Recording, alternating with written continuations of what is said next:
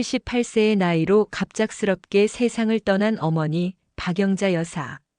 생전에 강남 한복판의 빌딩 하나와 여러 부동산을 소유했던 그녀의 장례식장은 조문객들로 북적였습니다. 막내딸 서유는 조문객들이 잠시 뜸해진 저녁 무렵 영정사진에 먼지를 닦고 있었습니다. 그런데 사진 액자 뒤쪽에서 뭔가 바스락거리는 소리가 났습니다. 궁금한 마음에 액자를 들어올린 서유는 뒷면에 테이프로 붙여진 낡은 메모지 한 장을 발견했습니다. 진짜 내 재산은 이 집에 없다. 내 유언은 첫째가 알 것이다. 손글씨로 휘갈겨 쓴 듯한 짧은 문장. 하지만 그 파급력은 엄청났습니다. 서유는 떨리는 손으로 메모지를 들고 형제들을 불렀습니다. 1명, 2명, 3명, 6명의 형제자매가 모두 모였습니다. 이게 뭐야? 둘째 아들 민호가 메모지를 낚아챘습니다.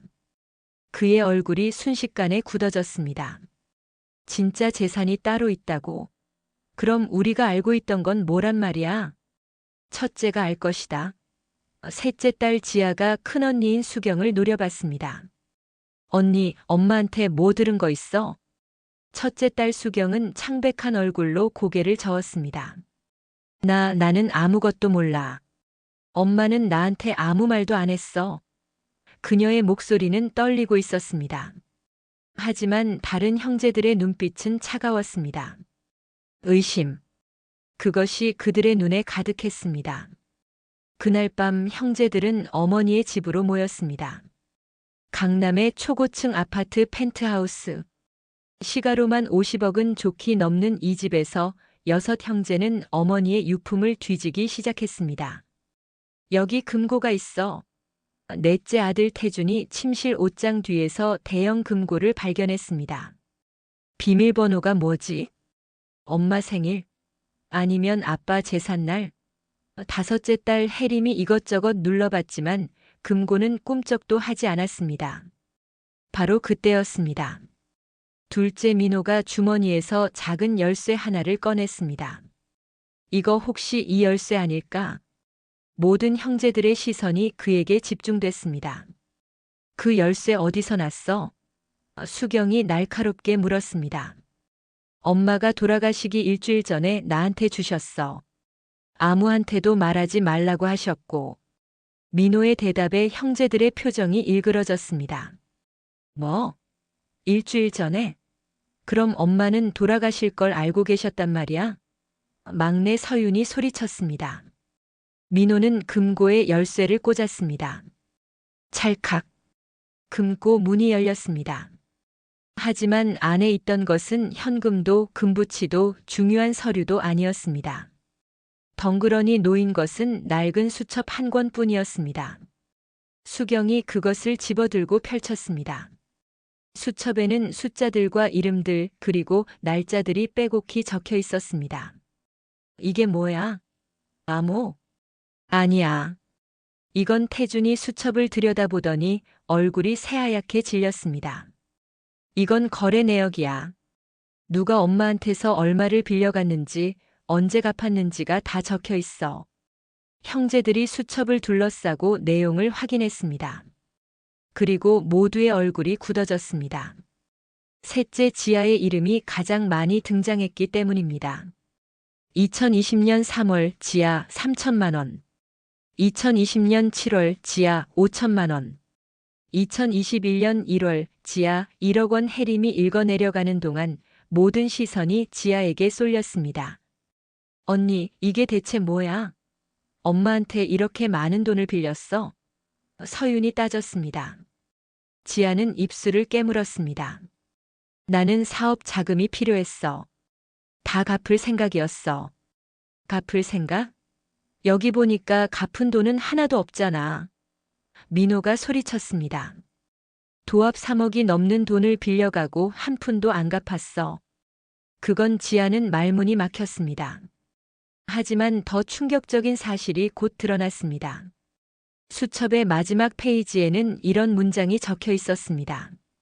2024년 9월 통장 교체 의심. 지아 확인 필요. 통장 교체? 수경이 수첩을 움켜쥐고 지아를 노려봤습니다. 언니, 엄마 통장을 바꿔치기 한 거야? 아니야. 그게 아니라 지아는 필사적으로 부인했지만 그녀의 눈빛은 흔들리고 있었습니다. 태준이 재빨리 어머니의 서재로 달려갔습니다. 그리고 책상 서랍에서 통장 몇 개를 꺼내왔습니다. 이게 엄마 통장들이야. 확인해보자. 형제들은 통장을 뒤적이기 시작했습니다. 그런데 이상한 점이 발견됐습니다. 주거래 은행의 통장이 두 개였습니다. 하나는 오래된 것처럼 보였고 하나는 비교적 깨끗했습니다. 이거 봐. 이 통장은 2024년 9월에 재발급된 거야. 민호가 새 통장을 펼쳐 보였습니다. 근데 잔액이 500만 원밖에 없어. 그럼 이 오래된 통장은? 혜림이 낡은 통장을 펼쳤습니다. 그 순간 모두가 입을 다물지 못했습니다. 마지막 기록된 잔액이 15억 원이었기 때문입니다. 15억이 어디로 간 거야? 서윤이 소리쳤습니다. 모든 시선이 다시 지아에게 향했습니다. 지아는 뒷걸음질 쳤습니다. 나는 몰라. 정말 몰라. 거짓말하지 마. 수경이 다가가 지아의 어깨를 붙잡았습니다. 언니가 엄마를 속이고 통장을 바꿔치기 한 거 맞지? 그 15억은 어디로 옮긴 거야? 나는 안 했어. 정말이야. 지아는 울먹였습니다. 나는 그냥 엄마가 편하시라고 새 통장을 만들어 드린 것뿐이야. 돈은 나도 어디 갔는지 몰라. 말도 안 돼. 민호가 벽을 주먹으로 쳤습니다. 엄마는 치매도 없으셨어. 멀쩡하셨다고. 근데 10억이 사라진 것도 모르셨을 리가 없잖아. 형제들 사이의 공기가 험악해졌습니다. 서로를 바라보는 눈빛에는 신뢰가 아닌 의심과 분노만이 가득했습니다. 바로 그때 막내 서윤이 조용히 말했습니다. 우리 CCTV를 확인해 봐야 할 것 같아. 서윤의 제안에 형제들은 아파트 관리사무소로 향했습니다. 다행히 어머니가 사는 펜트하우스 층의 엘리베이터와 복도에는 CCTV가 설치되어 있었습니다. 엄마가 돌아가시기 한 달 전부터의 영상을 보여주세요. 수경이 관리소장에게 요청했습니다. 모니터에 영상이 재생되기 시작했습니다. 어머니 박영자 여사가 엘리베이터를 타고 나가는 모습들이 보였습니다. 대부분은 평범했습니다. 마트를 가거나 친구를 만나러 가는 모습들이었습니다. 하지만 특정 날짜의 영상이 형제들의 주목을 끌었습니다. 2024년 9월 15일. 어머니는 평소와 다르게 정장을 입고 중요한 서류가 들어있는 듯한 서류 가방을 들고 나가셨습니다. 엄마가 어디 가신 거지? 태준이 중얼거렸습니다. 서윤은 재빨리 휴대폰을 꺼내 어머니의 이동통신사에 전화를 걸었습니다. 어머니 명의로 되어 있는 휴대폰인데요. 9월 15일 위치 추적 기록 좀 확인해 주실 수 있나요? 네, 상속 관련해서 급하게 확인이 필요합니다. 잠시 후 서윤의 얼굴이 굳어졌습니다. 언니, 오빠들. 엄마가 그날 가신 곳 요양원이 아니었어. 그럼 어디? 민호가 물었습니다. 청담동의 한 변호사 사무실이었어. 상속 전문 변호사 사무소. 침묵이 흘렀습니다. 그리고 곧 형제들은 깨달았습니다. 어머니는 돌아가시기 전에 이미 모든 준비를 마치셨다는 것을, 그리고 그들이 알지 못하는 무언가를 남기셨다는 것을. 그 변호사 사무실로 가자. 수경이 단호하게 말했습니다. 다음 날 아침 6남매는 청담동의 법무법인을 찾았습니다. 고급스러운 사무실의 접수대에서 그들은 어머니의 담당 변호사를 만나고 싶다고 요청했습니다. 잠시 후 50대 초반으로 보이는 남자 변호사가 나타났습니다. 박영자 여사님의 자녀분들이시군요. 기다리고 있었습니다. 기다리고 있었다고요? 혜림이 놀라 물었습니다. 네. 박 여사님께서 돌아가신 후 자녀분들이 오실 거라고 말씀하셨습니다. 이쪽으로 오시죠. 변호사는 형제들을 회의실로 안내했습니다. 그리고 책상 위에 두툼한 서류 봉투를 올려놓았습니다. 이것은 박 여사님께서 작성하신 유언장입니다. 공증을 마쳤고 법적 효력이 있습니다. 변호사가 봉투를 열자 안에서 여러 장의 서류가 나왔습니다. 그리고 가장 위에는 어머니의 친필 편지가 있었습니다. 수경이 떨리는 손으로 편지를 펼쳤습니다. 그리고 소리내어 읽기 시작했습니다. 내 사랑하는 아이들에게 이 편지를 읽고 있다면 나는 이미 세상을 떠났겠구나. 너희들에게 미안하고 또 미안하다. 하지만 이것이 내가 선택한 방법이었다. 편지는 계속됐습니다. 너희들은 내가 가진 재산이 이 집과 몇몇 부동산뿐이라고 알고 있을 것이다. 하지만 그것은 사실이 아니다. 나는 지난 20년 동안 주식과 해외 부동산에 투자해왔고 그 가치는 현재 약 200억 원에 달한다. 200억? 형제들은 일제히 숨을 멈췄습니다. 내 재산은 다음과 같이 분배한다. 6남매에게는 각각 2천만 원씩만 준다. 나머지는 모두 내가 오랫동안 후원해온 고아원과 자선단체에 기부한다. 그리고 한 가지 더. 만약 너희들이 이 유언에 불복하여 소송을 제기한다면 그 사람은 단 한 푼도 받지 못할 것이다. 이것은 법적으로 명시되어 있다. 편지를 다 읽은 수경의 손에서 종이가 떨어졌습니다. 회의실은 침묵에 잠겼습니다. 이게 무슨 소리야? 민호가 책상을 쳤습니다. 200억을 기부한다고? 우리는 고작 2천만 원씩? 어머니가 정신이 온전하신 상태에서 작성하신 유언입니다. 변호사가 차분하게 말했습니다. 그리고 공증도 마쳤고요. 법적으로 완벽합니다. 무효 소송을 걸겠어. 지아가 외쳤습니다. 엄마는 우리를 오해하신 거야. 그러시면 됩니다. 변호사는 냉정하게 대답했습니다. 하지만 유언장에 명시된 대로 소송을 제기하신 분은 상속권을 완전히 상실하게 됩니다. 2천만 원도 받지 못하시죠. 형제들은 서로를 바라봤습니다. 누군가의 눈에는 분노가, 누군가의 눈에는 좌절이, 누군가의 눈에는 원망이 담겨 있었습니다. 그럼 첫째가 안다는 건 뭐였어? 태준이 수경을 노려봤습니다. 영정사진 뒤에 메모 말이야. 엄마는 첫째가 알 것이라고 했잖아. 수경은 눈물을 흘리며 고개를 저었습니다. 나는 정말 몰랐어. 엄마는 나한테 아무 말도 안 하셨어. 거짓말. 민호가 소리쳤습니다. 분명히 언니는 뭔가 알고 있어. 저는 알고 있습니다. 변호사가 끼어들었습니다. 박 여사님께서 왜 그런 메모를 남기셨는지 모두의 시선이 변호사에게 집중됐습니다. 여사님은 일부러 그런 메모를 남기셨습니다. 자녀분들이 서로를 의심하고 다투는 모습을 보이실 줄 아셨으니까요. 그것이 여사님이 원하신 것이었습니다. 왜냐하면 변호사는 잠시 말을 멈췄다가 계속했습니다. 여사님은 돌아가시기 전에 이렇게 말씀하셨습니다. 내 아이들이 진짜 슬퍼할까? 아니면 내 재산 때문에 싸울까? 나는 이미 답을 알고 있지만 그래도 마지막으로 확인하고 싶다라고요. 그날 밤 형제들은 뿔뿔이 흩어졌습니다. 하지만 그들의 머릿속은 복잡했습니다. 2천만 원.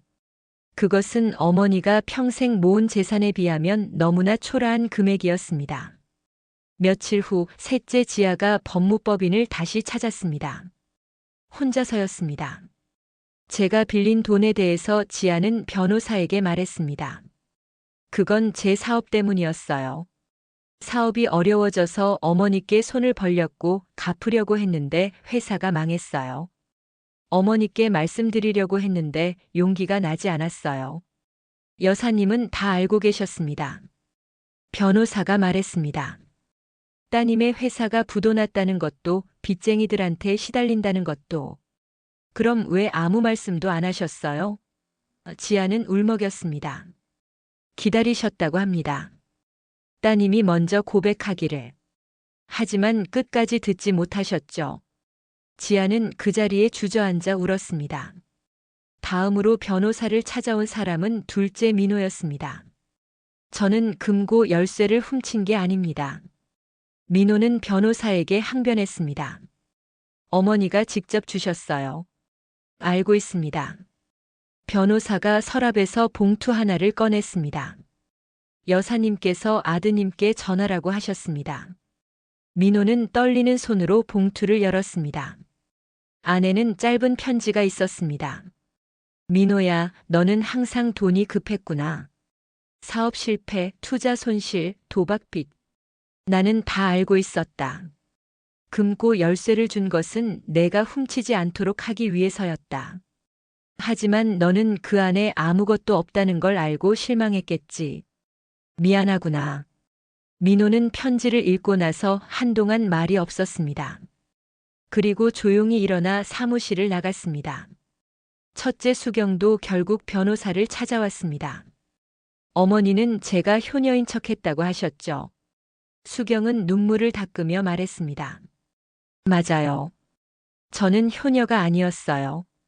어머니를 사랑한 게 아니라 장녀로서의 책임감 때문에, 그리고 솔직히 말하면 상속 때문에 어머니를 챙겼어요.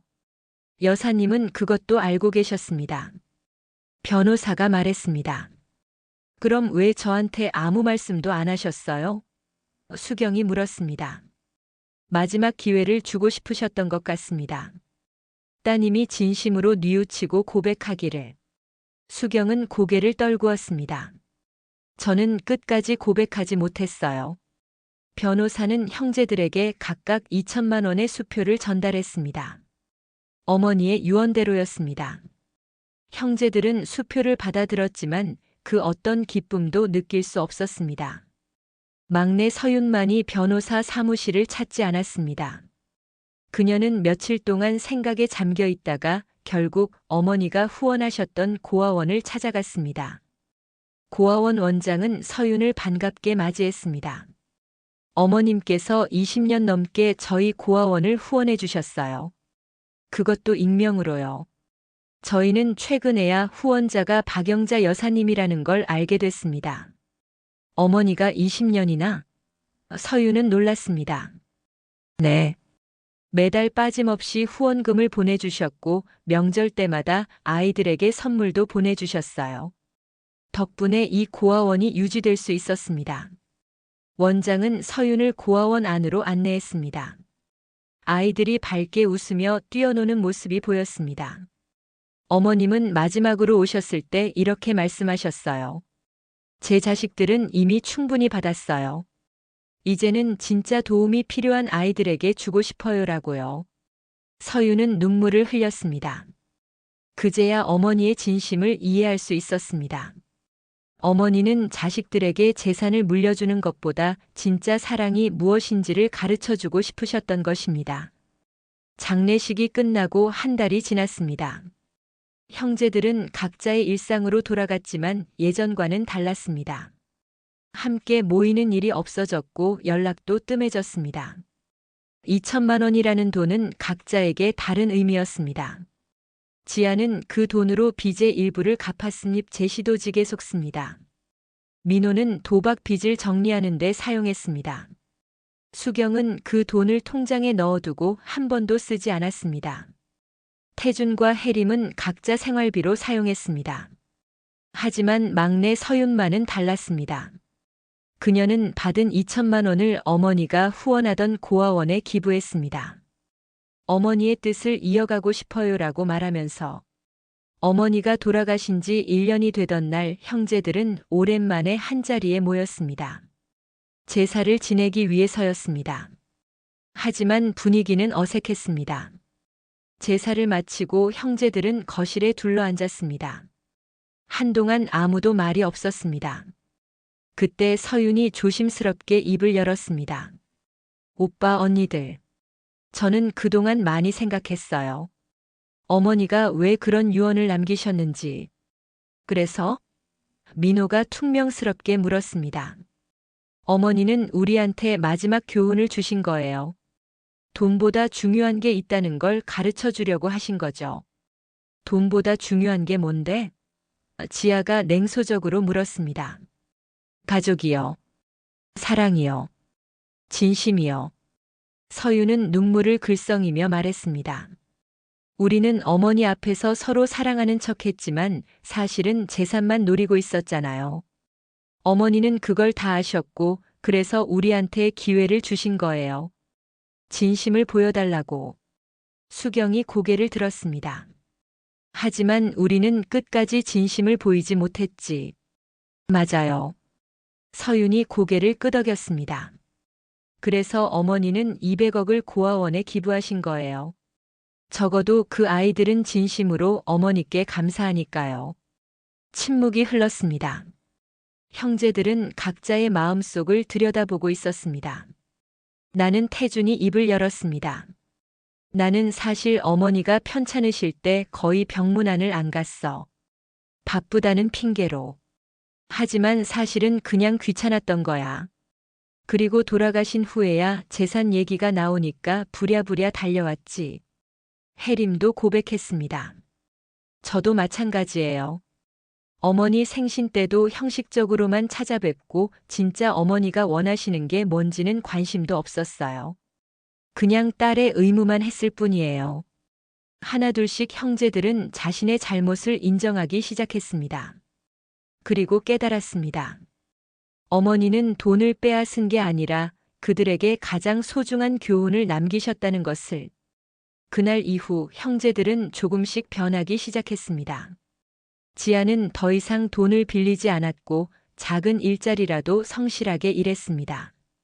민호는 도박을 끊었고 자활센터에서 상담을 받으며 새 삶을 시작했습니다.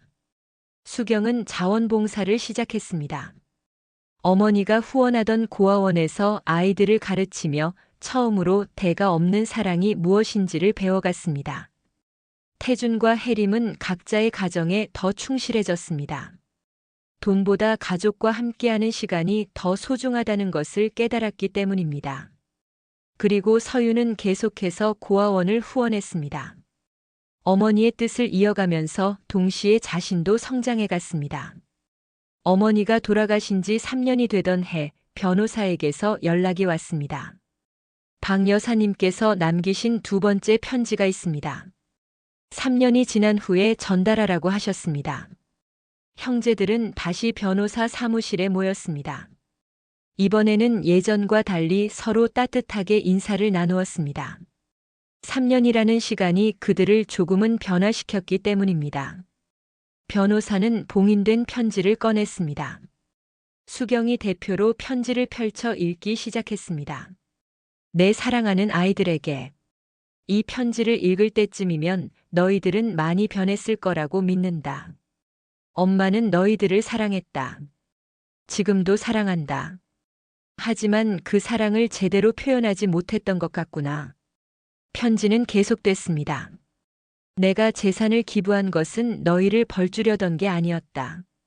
너희에게 진짜 중요한 것이 무엇인지 깨닫게 해주고 싶었을 뿐이다. 돈은 언젠가 없어진다. 하지만 사랑과 추억은 영원히 남는다. 수경의 목소리가 떨렸습니다. 만약 너희가 이 3년 동안 변했다면, 그리고 진심으로 뉘우쳤다면 엄마는 너희를 자랑스러워할 것이다. 그것이 내가 너희에게 줄 수 있는 마지막 선물이다. 재산이 아니라 깨달음이라는 선물 말이다. 편지의 마지막 문장이었습니다. 그리고 한 가지 더. 고아원에 기부한 200억은 신탁으로 관리되고 있다. 만약 너희 중 누군가가 10년 동안 꾸준히 고아원을 후원하고 봉사한다면 그 사람에게는 특별한 선물을 주겠다. 그것이 무엇인지는 그때 가서 알게 될 것이다. 사랑한다, 내 아이들아. 형제들은 편지를 읽고 한참 동안 말이 없었습니다. 그리고 모두 눈물을 흘렸습니다. 이번에는 재산 때문이 아니라 어머니의 사랑을 뒤늦게나마 느꼈기 때문입니다. 세월은 흘러 어머니가 돌아가신 지 10년이 되었습니다. 10년이 되던 날 변호사에게서 다시 연락이 왔습니다. 박 여사님의 마지막 유언을 집행할 시간입니다. 형제들은 또다시 변호사 사무실에 모였습니다. 이제는 모두 나이가 들었습니다. 머리에는 흰머리가 섞였고 얼굴에는 주름이 생겼습니다. 하지만 그들의 눈빛은 10년 전과 달랐습니다. 더 온화하고 더 평화로웠습니다. 변호사는 미소를 지으며 말했습니다. 여러분 모두 10년 동안 고아원을 후원하고 봉사하셨습니다. 박 여사님께서 원하신 바로 그것입니다. 그래서요? 민호가 물었습니다. 하지만 그의 목소리에는 예전과 같은 욕심이 없었습니다. 단지 궁금한 뿐이었습니다. 변호사는 서류 한 장을 꺼냈습니다. 박 여사님께서는 10년 후 자녀분들이 진심으로 변했다고 판단되면 신탁으로 관리하던 재산의 운용 수익금 전액을 자녀분들께 나눠드리라고 하셨습니다. 운용 수익금이요? 수경이 물었습니다. 네. 200억 원은 그대로 고아원 기금으로 남아 있습니다. 하지만 10년 동안 그 돈을 운용하며 발생한 수익이 있습니다. 약 50억 원입니다. 이것을 6분께 똑같이 나눠드립니다. 한 명당 약 8억 원씩입니다. 형제들은 놀랐습니다. 하지만 예전처럼 흥분하거나 기뻐하지 않았습니다. 그리고 변호사가 마지막 봉투를 꺼냈습니다. 박 여사님의 진짜 마지막 편지입니다. 수경이 편지를 펼쳤습니다. 모두가 숨을 죽이고 들었습니다. 내 사랑하는 아이들에게 이 편지를 읽을 때쯤이면 너희는 이미 중년이 되었겠구나. 그리고 엄마가 왜 그런 선택을 했는지 이해했기를 바란다.